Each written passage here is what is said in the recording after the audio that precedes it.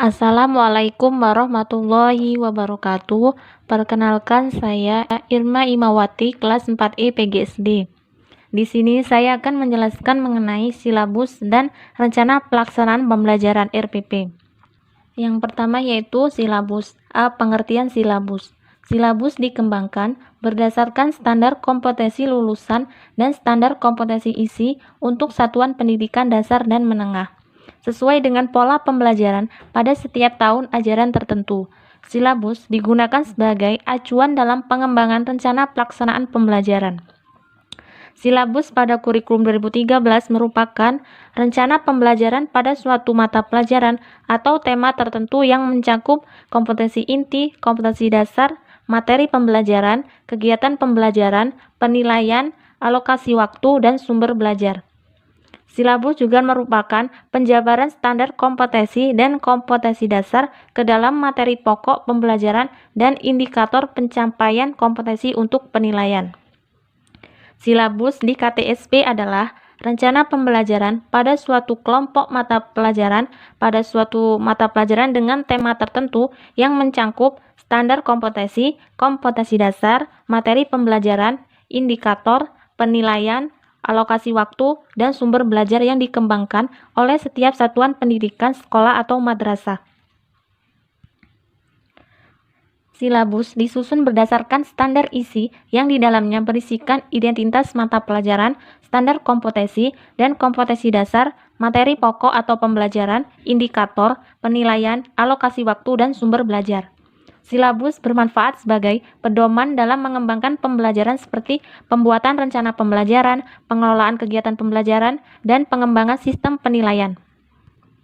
Yang B yaitu prinsip pengembangan silabus. Dalam pengembangan silabus perlu dipertimbangkan beberapa prinsip, yaitu yang pertama ilmiah, relevan, sistematis, konsisten, memadai, aktual dan kontekstual, fleksibel. Pengembangan silabus dapat dilakukan oleh para guru secara mandiri atau berkelompok dalam sebuah sekolah atau beberapa sekolah melalui kelompok musyawarah guru mata pelajaran MGMP atau pusat kegiatan guru PKG dan dinas pendidikan. Dalam pengembangan silabus, yaitu yang pertama, disusun secara mandiri oleh guru sejauh guru yang bersangkutan mampu mengenali karakteristik peserta didik, kondisi sekolah, dan lingkungannya. Yang kedua yaitu apabila guru mata pelajaran karena suatu hal belum dapat melaksanakan pengembangan silabus secara mandiri, maka pihak sekolah dapat mengusahakan untuk membentuk kelompok guru mata pelajaran untuk mengembangkan silabus yang akan digunakan oleh sekolah tersebut. Yang ketiga, di SD atau MI, semua guru kelas 1 sampai 4 menyusun silabus secara bersama. Yang keempat, sekolah yang belum mampu mengembangkan silabus secara mandiri sebaiknya bergabung dengan sekolah-sekolah lain melalui forum MGMP atau PKG untuk bersama-sama mengembangkan silabus yang akan digunakan oleh sekolah dalam ruang lingkup MGMP atau PKG setempat. Dan yang terakhir yaitu Dinas Pendidikan setempat dapat memfasilitasi penyusunan silabus dengan membentuk suatu tim yang terdiri dari peran guru berpengalaman di bidangnya masing-masing. Yang D yaitu komponen dan langkah-langkah pengembangan silabus. Yang pertama, komponen silabus. Dalam silabus memuat sekurang-kurangnya komponen-komponen berikut ini. Yang pertama yaitu identitas silabus, yang kedua standar kompetensi, yang ketiga kompetensi dasar, yang keempat materi pokok atau pembelajaran, yang kelima kegiatan pembelajaran, yang keenam indikator, yang ketujuh penilaian, yang kedelapan alokasi waktu, dan yang kesembilan sumber belajar. Langkah-langkah pengembangan silabus. Yang pertama, mengisi identitas silabus yang terdiri dari nama sekolah atau madrasah, kelas, mata pelajaran, dan semester. Yang kedua, menuliskan standar kompetensi yang terdiri dari kemampuan peserta didik yang menggambarkan penguasaan, pengetahuan, sikap, keterampilan, dan nilai yang diharapkan dicapai pada mata pelajaran tertentu. Standar kompetensi diambil dari standar isi mata pelajaran. Yang kedua, merumuskan indikator. Indikator merupakan tanda-tanda atau ciri-ciri yang menggambarkan pencapaian kompetensi dasar yang ditandai oleh perubahan perilaku yang dapat diukur, observasi yang mencakup aspek sikap, pengetahuan, dan keterampilan. Yang ketiga yaitu mengidentifikasi materi pokok pembelajaran. Materi pembelajaran merupakan substansi isi yang harus dipelajari dan dikuasai peserta didik dalam proses pembelajaran. Yang keempat, mengembangkan kegiatan pembelajaran. Kegiatan dalam mengembangkan kegiatan pembelajaran sebagai berikut, yaitu yang pertama, kegiatan pembelajaran bertujuan untuk memberikan bantuan kepada para pendidik. Yang kedua, kegiatan pembelajaran disusun berdasarkan atas satu tuntutan kompetensi dasar secara utuh. Yang ketiga, kegiatan pembelajaran memuat rangkaian kegiatan yang harus dilakukan oleh siswa secara berurutan untuk mencapai kompetensi dasar. Yang keempat, kegiatan pembelajaran berpusat pada siswa. Yang kelima, materi kegiatan pembelajaran dapat berupa pengetahuan, sikap, dan keterampilan. Yang keenam, perumusan kegiatan pembelajaran harus jelas memuat materi yang harus dikuasai untuk mencapai kompetensi dasar. Dan yang ketujuh, penentuan langkah-langkah pembelajaran. Selanjutnya yaitu penilaian.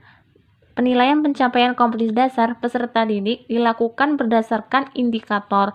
Di dalam pendidikan ini terdapat 3 komponen penting yang meliputi teknik penilaian, bentuk instrumen, dan contoh instrumen. Selanjutnya, menentukan alokasi waktu. Alokasi waktu adalah jumlah waktu yang dibutuhkan untuk ketercapaian suatu kompetensi dasar tertentu dengan memperhatikan minggu efektif per semester, alokasi waktu mata pelajaran, jumlah standar kompetensi dasar per semester, membagi alokasi waktu per jumlah SK dan kompetensi dasar dengan memperhatikan tingkat kerumitan dan keluasan materi.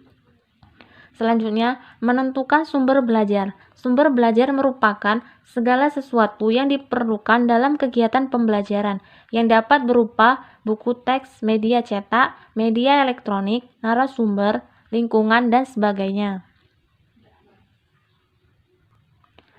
Yang kedua yaitu rencana pelaksanaan pembelajaran RPP. A. Pengertian RPP.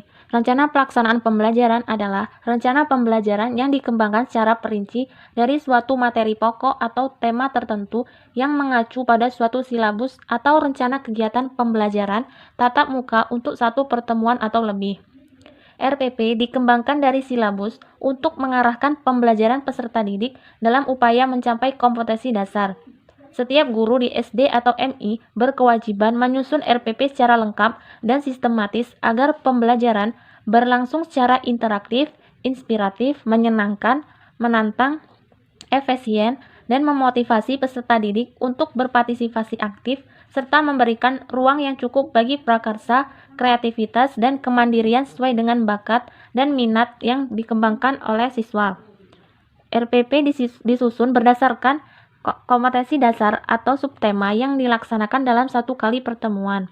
Adapun tujuan dari RPP adalah yang pertama, mempermudah, memperlancar, dan meningkatkan proses belajar mengajar. Yang kedua, bertujuan untuk melihat, mengamati, menganalisis, dan memprediksi program pembelajaran sebagai kerangka kerja yang logis dan terencana. Yang C yaitu hal-hal yang perlu diperhatikan dalam menyusun RPP. Penyusunan RPP Kurikulum 2013 yang direvisi pada tahun 2018 ada beberapa hal yang perlu diperhatikan untuk tercapainya kompetensi yang ingin dicapai. Antara lain, yang pertama, mengintegrasikan penguatan pendidikan karakter di dalam pembelajaran. Karakter yang diperkuat yaitu religius, nasionalis, mandiri, gotong royong, dan integritas. Yang kedua, mengintegrasikan literasi.